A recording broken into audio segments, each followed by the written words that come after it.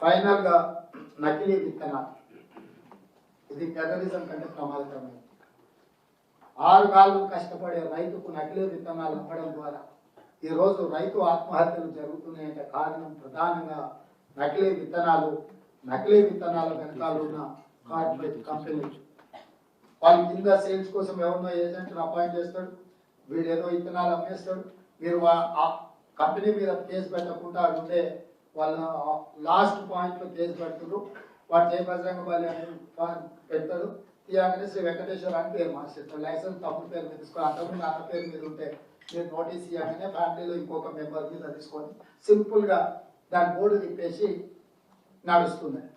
So ఎట్లయితే మీకు history sheeters ఉన్నారో, రౌడీ షీటర్స్ ఉన్నారో, అట్లని నకిలీ విత్తనాలు అమ్మేటోళ్ళది కంప్లీట్గా మీ పోలీస్ డిపార్ట్మెంట్లో కంప్లీట్ స్టేట్ అంతా ఒక యూనిట్ కింద క్రిమినల్స్కి ఎట్లయితే మీరు డేటాబేస్ తయారు చేస్తున్నారో ఈ నకిలీ విత్తనాల మీద ఉప్పు పాదంతో అణచివేయాల్సిన అవసరం ఉన్నది.